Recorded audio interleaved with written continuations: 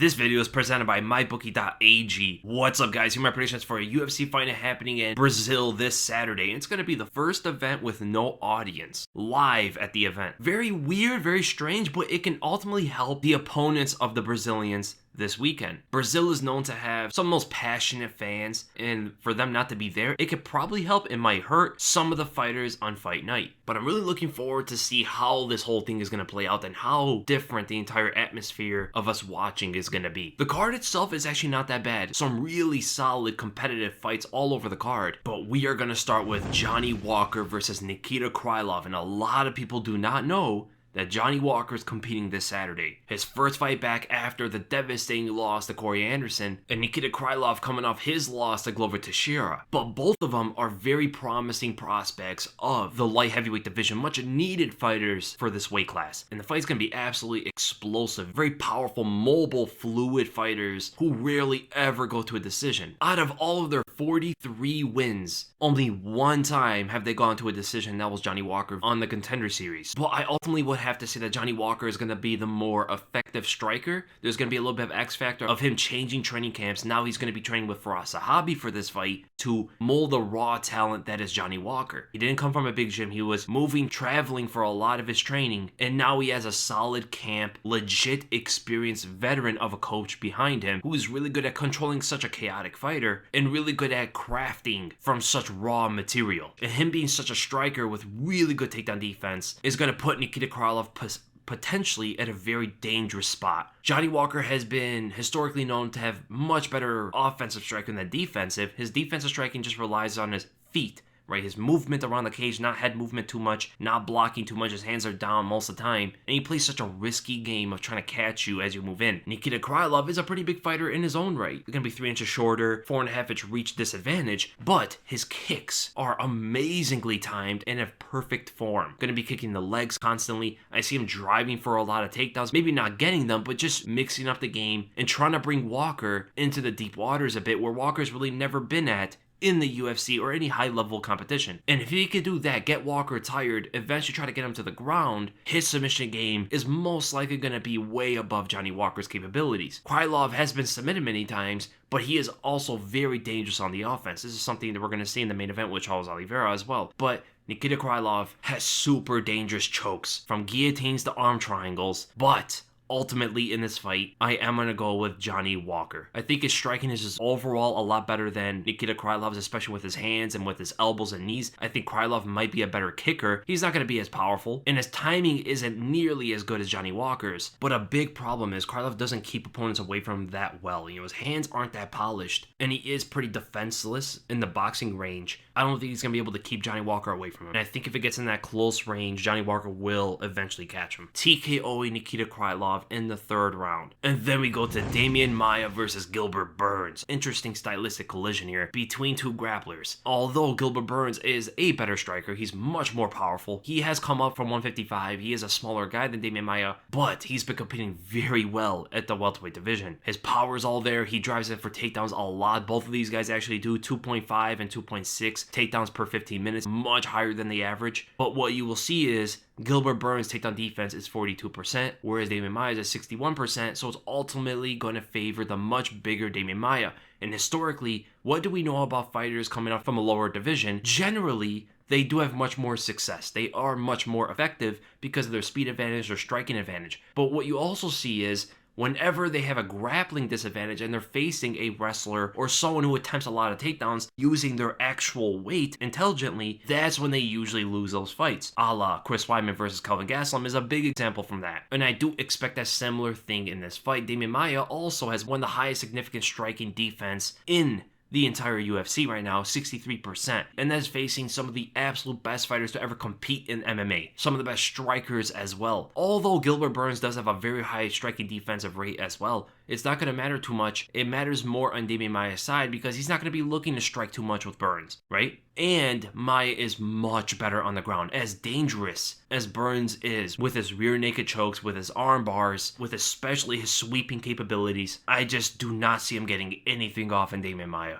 Even though Maia is 9 years older than him, that skill, that intelligence, that technique never leaves, and it favors Brazilian Jiu-Jitsu artists more than any other martial artist. So ultimately in this fight, I'm going to have to go with Damian Maia. I think he's going to pressure a lot with takedowns. He's very fast in the early go. He's a very hard fighter to face in 3 rounds because he doesn't have to focus too much on his cardio and the constant takedown threat from how much bigger he is than Gilbert Burns. I think eventually it is going to get the fight to the ground, and from there I think he's going to get a rear naked choke and tap out Gilbert Burns in the 2nd round. And then we go to the main event in an amazing fight, Kevin Lee versus Charles Oliveira. 2 fighters who have rejuvenated their careers, rejuvenated themselves, who have gotten so much better from when they started. Both fighters were on a rocky path somewhere early in their careers, but Kevin Lee going to Firas Zahabi in his last fight against a very skilled fighter in Gregor Gillespie did him so many favors. And then Charles Oliveira, I don't really know the changes he made in training camp and all that stuff. It might even be the jump in weight because he has competed a lot better at lightweight. But for whatever reason it is, he's on a 6-fight win streak, all of them by finishes in less than 3 rounds. Right, he submitted Clay Guida.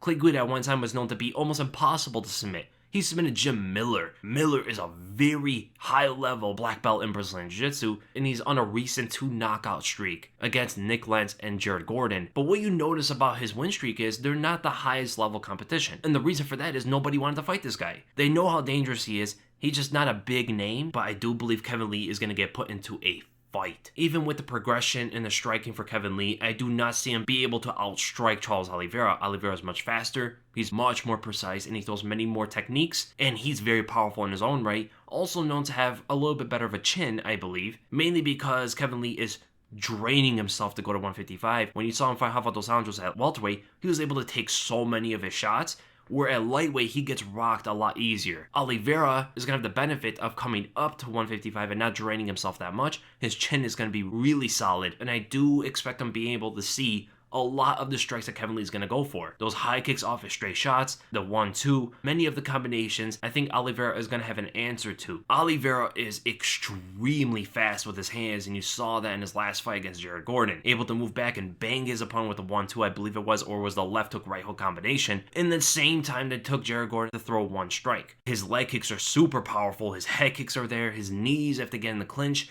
He is a little bit taller than Kevin Lee as well, so it's really going to favor him if he gets into the Thai plum. So ultimately, I do see Oliveira having a lot of success on the feet, and if it stays there too long, I do see him knocking out Kevin Lee. When it goes to the ground, these 2 guys are very high-level submission artists, but ultimately, I am going to favor Kevin Lee when it comes to the ground because of his wrestling advantage, as well as his ability to get the back of the opponent very well. He took down Tony Ferguson, right? If you're going to take down Tony Ferguson, I do not expect him to have that much of a hard time taking down Charles Oliveira. And if you know about Oliveira, he's a risky submission artist. Very good on the offense, but for some reason makes big mistakes on the defense. He goes for things a little bit too much. He commits for things when probably he shouldn't, and he gets put into very bad positions. This happened multiple times throughout his career. And if he does that against Kevin Lee, he's not going to get up from the bottom. Kevin Lee's a very hard guy to submit. Kevin Lee's also submitted guys like Michael Chiesa, and that's where this fight gets very tricky. Because even though we see a 58% takedown defense from Charles Oliveira, which is not good enough against a guy like Kevin Lee, his takedown defense at lightweight has been displayed to be way better than featherweight. My prediction for this fight,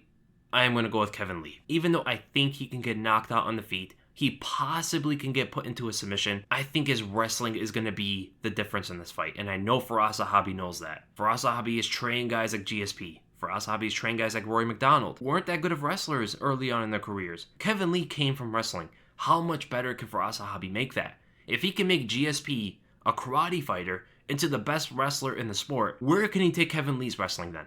And not just generally, where can he take that wrestling for this fight specifically? Because he must know that Charles Oliveira has the best chance of winning this fight is on the feet. He has to neutralize his Brazilian Jiu-Jitsu game, and that's the best way Kevin Lee's going to win this fight. That is going to be pointed to his wrestling, and that's ultimately where I see Kevin Lee winning this fight. Taking Oliveira to the ground, staying on the feet a little bit, taking him to the ground, landing some good ground and pound shots, not risking too many positions because that's what Charles Oliveira wants from you. He wants to make it a very scrambly ground exchange. And I see Kevin Lee sticking his ground, putting some damage onto Charles Oliveira, and eventually I do see him getting a 3rd round submission onto Charles Oliveira. But here's the thing, it is a 5-round fight, and I do potentially see Oliveira having better cardio than Kevin Lee. Lee has gassed out a bit in the past, and that can be an X factor in this fight as to why Charles Oliveira might win in this fight. And that's what makes this fight so hard, but also so exciting to call at the end, because what makes this fight a lot more exciting than just watching it, especially because there's no audience, is the fact that you can still bet on the fight. by going to mybookie.ag. No one gives you more ways to win than they do. Fastest payouts and better lines than any other sports book, and I wouldn't be telling you guys to bet with them if they weren't the best. The fact that there is no audience, all of a sudden, it can impact the betting lines just a bit. So you might see some bigger favorites than you expected or some bigger underdogs that you expected.